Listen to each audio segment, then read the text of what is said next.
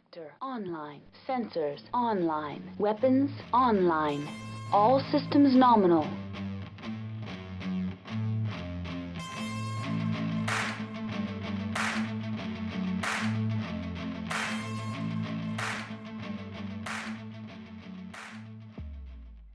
Hello, everyone. Carrie here with the Unicorn Company podcast. Um, so, first of all, before I get going, I do want to let you know that this is being recorded in the hospital. So you may hear things like alarms, beeping noises, random stuff that just doesn't make sense. That's because I'm in the hospital with pancreatitis. Been here since the 11th of December. It is currently January 2nd. I planned on having this out before or on New Year's, but like life in a hospital, trying to get things done, it's absolutely hectic. So, yeah. Anyway, that being said, I did want to take a look, excuse me, I did want to take a look at something that was, it's from 2023 rolling into 2024, and that'd be the Mercenaries Kickstarter. Mainly, I wanted to look at the top 12 units that I am looking forward to seeing. Um, so basically, these are the 12 units that I am like totally looking forward to coming out, and going to kind of explain why a little bit. And I'm going to go over a variant of each unit in Alpha Strike as well, because that's sort of our thing here. Um, I'm going to try to release this to both podcast and as a video on YouTube. So, you know, hopefully it works out. Might take a little bit to get it in on YouTube, um, just because of the editing and stuff. Um, and before I do go into the subject, I do want to thank both my sponsor, Fortress Miniatures and Games. You can check them out at fortressminiaturesandgames.com. Bobby, the guy who runs the store, he's an amazing guy, and he has just about anything you're ever going to need for BattleTech. Also, I want to thank all of my patrons. Without you, this podcast just wouldn't be possible. If you do want to support the podcast, I would highly recommend going to patreon.com/unicorn company, and you can sign up as a patron there. Also, you can, you know, obviously it would help if my sponsors see some traffic from us. So going to fortressminiaturesandgames.com and getting, whatever you're gonna need for BattleTech from them. Everything from force packs to mats to terrain and anything and everything in between. So um, let's go ahead and get into the subject for today. What am I looking forward to in 2024 as far as miniatures from the Mercenaries Kickstarter? Um, so at number 12, the first one on my list here is the Patton. Um, so I'm not gonna lie. Part of the reason that the Patton made it on the list is because it shares its name with me. That being said, it's an effective machine when we get down to it. With my preferred version being the Ultra variant that comes in at 32 points in Alpha Strike. It's a combat vehicle at size 3 with a TMM of 1 and movement of 8 tracked. It is a brawler with a short medium of 3 and long of 2 with an impressive 8 armor and 4 structure. For specials, it has rear 0 asterisk, nil nil, search, and turret 332. So that is number 12 on our list, is the Patton tank. And of course, there's a controversy about the Rommel, and I just want to say this, going into this, the Patton and the Rommel have used the same model for God knows how long now, ever since the original Patton / Rommel miniature came out. And it's, it's a Patton / Rommel. It's always been that way. And if you can't handle that, then you couldn't have handled it back in the 80s and the 90s when the Patton and Rommel shared the same tank miniature in the first place. So, going on from there, we have number 11, and at 11, it's another vehicle. This time it's the Ontos. The artwork for this reimagining of the tank is beautiful and comes for and carries forward much of the original design with a look that is updated just enough to keep it relevant. While my go-to on this tank is usually the 3053 upgrade, the chemical laser variant has caught my attention lately. It's a combat vehicle at size 4 with a TMM of 1 and movement of 6 tracked. It is a juggernaut and does 7 at short and medium with 1 at long. It has armor of 6 and structure of 5 with specials of case, indirect fire 1, searchlight, turret 771, indirect fire 1, and comes in at 41 points. I think I said that already. Might not have. The only downside of this variant is its limited faction availability. For something more commonly available, the 3053 upgrade is 1 point more and does 1 more damage at long range and is available to just about anybody that could possibly want it. So going on to number 10, we have the Ostsol Battle Mech. The Ostsol has gone through a few different iterations in its artwork. The original artwork wasn't the best looking, and its replacement in the Project Phoenix technical readouts was an exemplary example of an upgrade of the design. And the newest art feels like a natural progression of the Ostsol, in keeping it in line with the current, with the current artwork that we have out now. The Ostsol also makes this list because it is one of the earliest versions of a flashbulb design, and I'm a big fan of flashbulb mechs. In Alpha Strike, I don't really have a particular variant that I'm in love with, especially in the Ill Clan era. I guess the one I like the most out of the myriad of options is the OTL-8E. The Ostsol 8E is a battle mech, size 3, TMM2, movement of 10 inches, is a skirmisher and comes in at 36 points. It has short and medium values of 3 with no long and 1 overheat. The 8E variant has armor 7 and structure of 3, giving it respectful protection for its size. And for specials, the 8E has energy and rear 1-1-0, and it's a great example of a heavy trooper mech. So essentially like your Griffins and Shadowhawks and stuff like that, but with a little bit more bulk to them. And it's a really good example of that kind of unit. So then we get into our number 9 for this this top 12 list, and that is going to be the Black Python, also known as the Viper and as the White Raven. The Python makes it onto the list as a matter of form over function. The Python is a mech that has suffered from odd proportions and always struck me as some kind of weird evolution of the Champion, as a jet aircraft on 2 legs, essentially.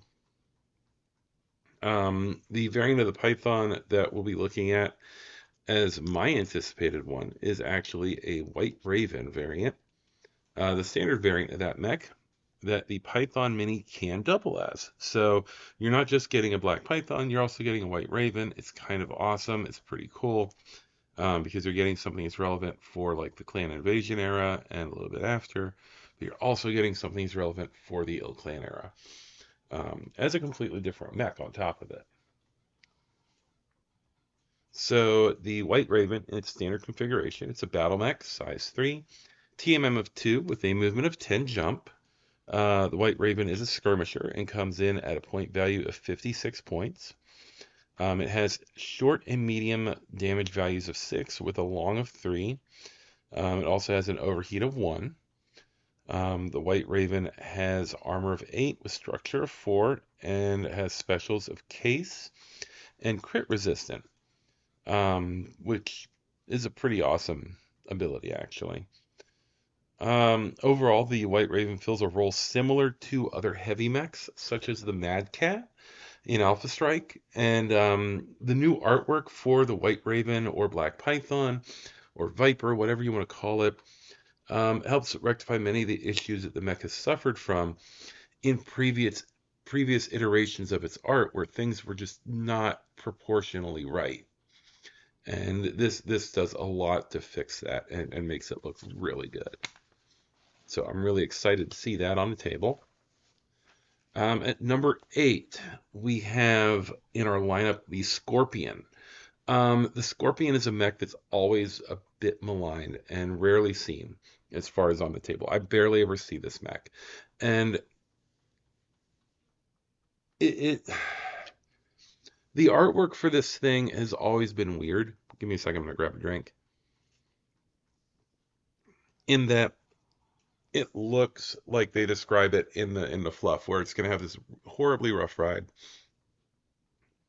But also, with it being a quad, it's always suffered from kind of being splayed out bigger than the hex, especially with the way the Scorpion's legs are attached.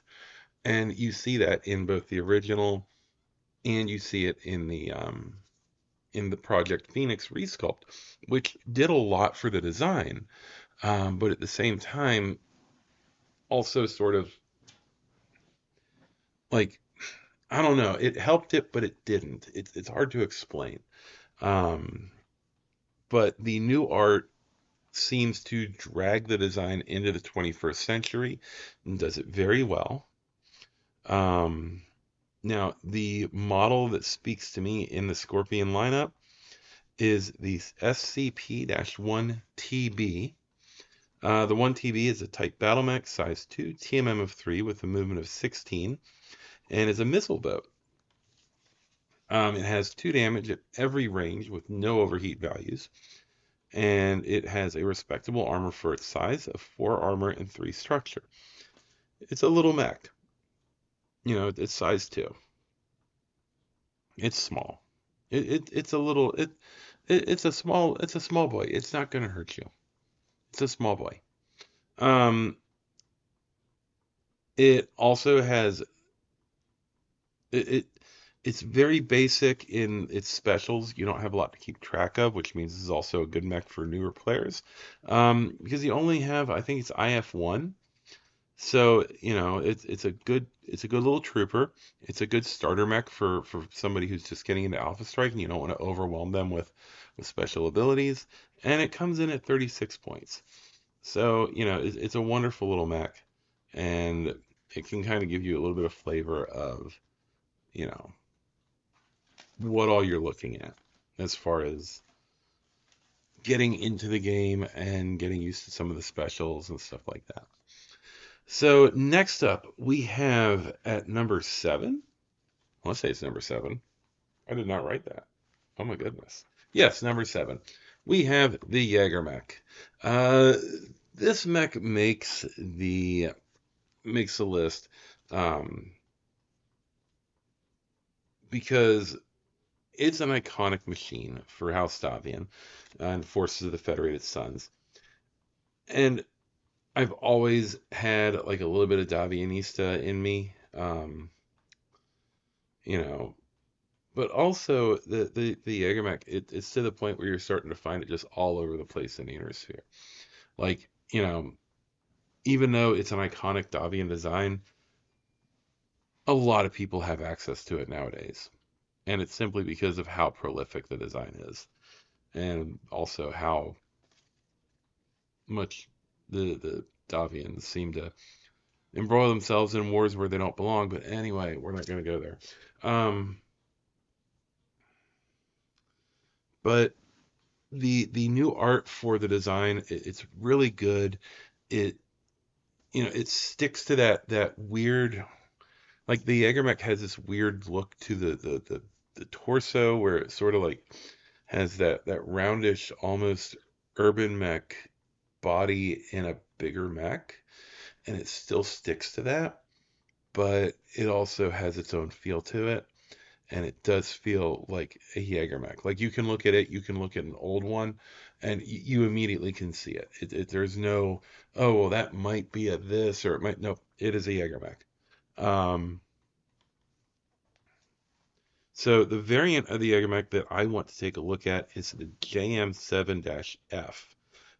This model is available to the Fed Sons and the Confederation. Um, and it's pretty new. It came out during the FedCom Civil War. The JM7F is a type battle mech, size 3, TMM1, movement of 8, and is a brawler. It comes in at 38 points and has a short and medium of 5 with no long and no overheat. For protection, it has 7 armor and 3 structure, with case and ECM to add to its defensive capabilities. The JM7F is a bullet hose. It's the twin rotary autocannon version. So essentially, yeah, it's the A10 of Jaeger mechs. Um, it's effective. It can take a little bit of a beating in Alpha Strike, not much, but a little bit. And it dishes out some decent damage, all things considered. Also, the ECM comes in handy if you're playing against Word of Blake or Draconis Combine Forces, as the ECM can counter the C3 or the C3I networks. So to round out the top half of the units that I'm looking forward to from the Kickstarter in 2023, I am excited for the SM-1 Tank Destroyer. Yes, I said the SM-1 Tank Destroyer. Now, this is coming out as part of the Legends 2 box, as it is Calandra Kell's SM-1, but I'm excited for it nonetheless, as it's the first Dark Age tank in plastic that Catalyst will be releasing. But also, this thing is an absolute terror when you really think about it. So, in Alpha Strike, the SM-1 Tank Destroyer, it costs 42 points. It's a combat vehicle that's size 2, with a TMM of 3 and movement of 16 hover. The SM-1 is a striker and does 4 damage at short and medium ranges, with no long range damage value. It has 5 armor and 3 structure. And while this doesn't seem like a lot when combined with the blistering speed that the vehicle possesses, and that high TMM, this small and powerful hover tank is something that I really look forward to seeing on tabletops, because this is a Hetzer on speed, and it's just awesome. I love it. And also, like I said, it's going to be the first Dark Age vehicle released in plastic by Catalyst, which says a lot, because that means that that era is not going to be forgotten, as far as the miniatures go, or at least we hope. But also, a lot of that Dark Age equipment carries on into the Old Clan era, so we're going to have that carryover, which is wonderful. So getting into number 5 now, we have the Loki Mark II. The Loki Mark II is on the... Oh, sorry. There we go. The Loki Mark II is on this list because of a few things. The first of these is that this is, once again, one of the first plastic Dark Age units. And I'm excited to see this mech in plastic, because, once again, it shows that there's interest in the mechs from the newer eras, and that we're going to start seeing them in plastic, which is wonderful. I also find it interesting in general, because when this sculpt originally came out as part of the MechWarrior Clicks game, it was simply presented as the Loki. And it gained its Mark II designation when it was integrated into the tabletop game from the Clicks game. So when it went to Classic from the Clicks, they said, "Oh, no, this is a Mark II. It's too far. It's departed too far from the original to be the original Loki as far as looks." So to me, that just strikes me as a little bit interesting, behind the scenes lore where you have something that, yeah, no, it's the new Loki and a Catalyst. Well, I think FanPro at the time was like, yeah, no, it's not. Um, so looking at it in Alpha Strike, the variant I like the most is the Loki Mark II-A. The Alpha configuration is a Type Battle Mech, size 3, TMM1, movement of 8. Um, the Alpha comes in at 44 points and has damage values of 5 at short and medium, with 4 at long range and an impressive 3 overheat. So this thing can crank out 8 damage at short and medium in its death throws. Um, for protection, it does have 6 armor and 4 structure, with specials of Angel ECM, Case, Flak 0 asterisk 0 asterisk 1, and Omni. So I mean, the Loki Mark II itself is pretty interesting, um, because it sacrifices both speed and it sacrifices armor for raw firepower, which I don't know if that's the best trade-off. But I'm happy to see it in plastic, and I'm going to end up with one. What I do with it, I don't know. So we'll see. Coming in at number 4, we have the Charger. Yes, the Charger. It gets number 4 for me because it has desperately needed a new miniature for a while, and none in the current range really do it justice. In the Kickstarter, we actually get 2 different Chargers. We get the standard model, as well as in one of the unique sets, we get the 3K. And the art for these is absolutely stunning and wonderful, and I'm really happy to see this upgrade. Um, Now, for Alpha Strike, I want to take a look at the most chargeriest charger that exists. This would be the Charger C. Um, so this is the cutting edge of clan technology smacked onto a charger. It's a clan refit of the machine. It's a battle mech, size 4, TMM of 3 with 16 movement. I didn't stutter. I didn't say something wrong. You heard that right. TMM of 3.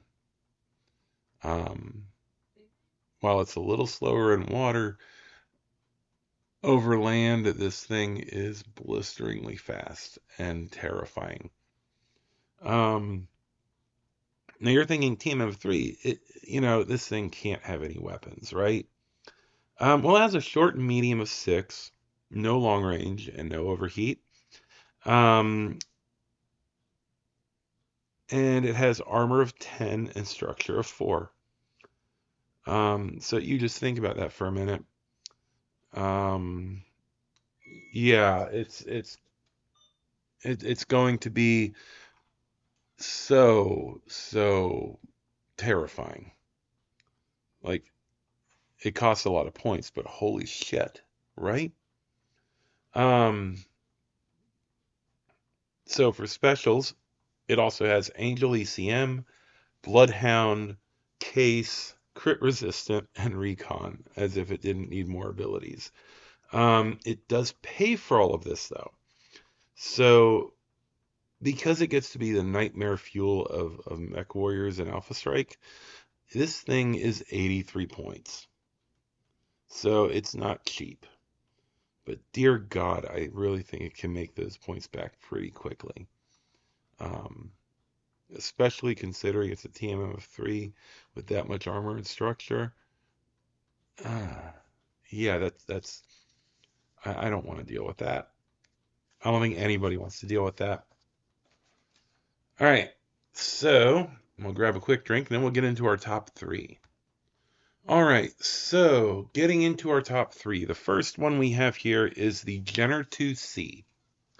Now this is another oddity, as the clans did not have any Jenners available when the original Star League left the Inner Sphere. When the Star League Defense Force left, they just didn't have Jenners. They didn't exist.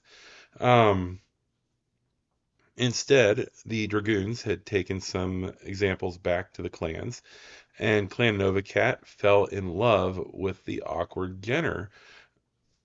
It's not like a line mech or anything, but for some reason, Clan Novacat absolutely falls in love with this thing, and they decide that they have to make their own version. And they end up developing the Jenner 2C. And this thing would see deployment, ironically enough, primarily against the Draconis Combine. So, that's like some kind of night, imagine you're in your stock Jenner, you're running around, and then this thing that looks like your Jenner pops out from around a corner and totally just raffle stomps you. It beats you, and you're sitting there wondering what the hell just happened. Yeah, I mean that's the kind of thing that people were dealing with at first. So anyway, you know, it as far as this mech, the Jenner 2C that we have here, the original art was done by Victor Musical Industries, and that was for FASA, and they had a very anime style to them.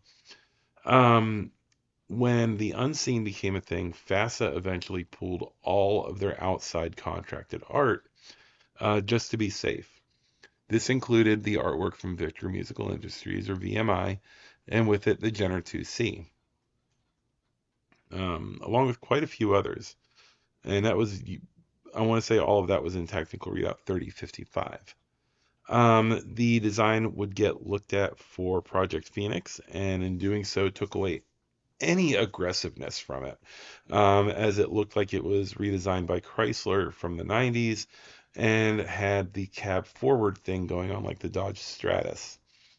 Um, so it was all bubble shaped and weird, and it was not a Jenner 2C. Um, Now the new one, the one that we have the art to from the Mercenaries Kickstarter, it looks the part. It's also in a little bit of that pose that the Jenner 2C art originally was in, sort of like an homage to the original. And it's just, it looks the part. It looks aggressive. It looks like a fun mech, and it looks like a very aggressive little mech. So we're going to look at, for Alpha Strike, we're going to look at the Jenner 2C5. The 2C5 is a battle mech, size 1 with a TMM of 3 and movement of 18 with 14 jump. And it's classified as a striker. The 2C5 has short medium values of 4, long of 0, and an overheat of 1. Um, the Jenner 2C5 also has armor structure of 2 each, and specials, it has case, light probe, and recon. So while it's not as fast or as cheap as the Dasher, for example, mechs like the Jenner 2C are more robust as backstabbers and won't get vaporized if they're hit by an arrow for artillery strike in one turn. Um, they require a little bit more attention. They don't have quite the TMM, but they are very powerful as backstabbers and as flankers.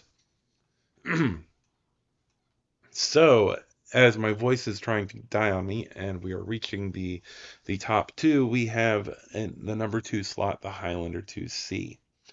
This mini is replacing one of the better Ironwind Metal minis, as the Highlander 2C isn't a very old mini, and also is based on a very popular piece of art from TRO 3060.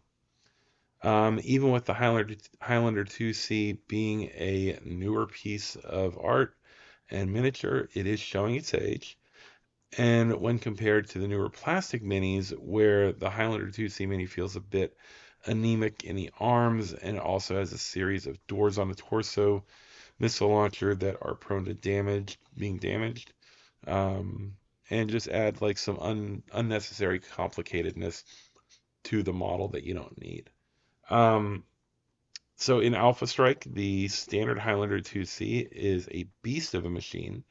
It's a battle mech, size 4, TMM1, movement of 6, jump, and a missile boat. It has, or it is, it has a highly impressive 7 at short and medium ranges for damage, with 4 at long and 1 overheat value. The Highlander 2C also has 9 armor and 7 structure, making it very sturdy when under fire. So for specials, the Highlander 2C has case and indirect fire 1. And something I think is funny about this mech is that it is not available for the Star League Jade Falcons, who Alaric basically went and said, you are my new Black Watch." And given the weird iconicism of the Highlander, when you think of the Royal Black Watch, I think it's really funny that those Star League Jade Falcons do not have access to the design. And finally, we have the number 1 slot, the mini that I am most anticipating this year from the Mercenaries Kickstarter, the Flea. Okay, no, seriously. The miniature I'm most looking forward to is the Blood Asp. This is a mini that has long needed a good redesign. And I say a good redesign as the Blood Asp has had three sculpts. And these are of just the Prime. It's had 3 sculpts of the Prime, and each one has its flaws. The first of these had a torso that seemed to be mostly correct, with lower arms, which seemed to come off a mini that was 2 sizes too small. And of course, it also had these very spindly, tiny legs, like little itty bitty legs. And it just didn't look. It didn't look like it would hold the miniature up, much less an actual mech that size. Um, so the first 3 sculpts of the Blood Asp, it redesigned the legs to work a bit better, and it then goes on to upgrade the look of the cockpit while also putting the entire upper half of the Mini on steroids. Because now the entire upper half is this wide-shouldered behemoth that hangs over the side of the Hex, and it's ludicrously like wide. It didn't, it doesn't feel right at all. And then you have the third, which appears to be better proportionally, but at the same time doesn't feel right. Like for example, the cockpit, the cockpit assembly, for some reason seems too small for the mech. And the SRM rack that sits underneath of it is just way too big. So the Blood Asp overall, it's long needed a update. And when I say an update, I mean one that is going to look good and going to just be awesome. And what we've been getting is efforts, but there's always something that's just off about the design. Maybe with AutoCAD being involved with the 3D designing or whatever program they use now. I sound like I'm an old lady. But yeah, whatever, with the 3D design programs, you can tweak it. You can get it to where it looks right before you ever get this thing out. And I think that helps it a lot. Is that they can tweak it and make sure everything feels correct before it goes to the production. So there is that. So let's take a look at this machine in Alpha Strike. For Alpha Strike, we will take a look at one of the most terrifying configurations, in my opinion, the Blood Asp T. This model is size 4, TMM of 2, movement of 10, is a brawler, and has a point cost of 60. The Blood Asp T has a short and medium damage value of 6, with a long of 2, and an overheat of 2. It also has 9 armor and 5 structure, with Case 2, Heat 110, and Omni. So this thing is terrifying in every configuration, but I think this one though, like, takes it to 11. And the reason for that is one, you have an assault mech with a TMM of 2, with decent armor and structure, so it's going to take more killing. On top of that, you have Case 2, so ammo explosions don't happen. Also, you are throwing heat, which it's only one heat, but it's still, you know, I've found that heat seems to scare people in a way, um, because it's something you don't have control over, and it can make it where you're gonna be worse at shooting, you're gonna be slower. It's just, it messes with people's ability to do what they want to do with their mechs. It's a control thing. And it just totally seems to scare people. But yeah, so I mean, with everything, the only thing that would make this mech scarier is if it had a standard engine and all the extra structure to go with it. So yeah, this is the most terrifying version of the Blood Asp that exists, at least in my opinion, and I absolutely love it. And I cannot wait to see the Blood Asp on the table, nor can I wait to see any of these mechs on the table. So and like I said, I was hoping to have this out before, like on New Year's or something like that. Obviously, the world did not cooperate with me on this. Um, I'm in a hospital with like feeding tubes and IVs and all sorts of stuff. It's just been hard to put this together. So I do want to thank you for listening. Also, once again, I want to thank my sponsor, Fortress Miniatures and Games. Check them out at fortressminiaturesandgames.com. They have just about anything you could possibly want for BattleTech, from miniatures to terrain to, um, decals. It's like a one-stop shop. Also, I would highly encourage, if you want to support the podcast, check out our Patreon. It's patreon.com/unicorn company. Um, and uh, yeah, that's it for tonight. So I hope that you have a good day, good evening, good whatever it is where you are. Um, and I hope that you have a year that is as wonderful and as magical as everybody out there, as each of you are. So until next time, this is Carrie signing off. I'm gonna find my meaning, I can make a change. I wanna play the game. You wanna sink or swim? I'm gonna go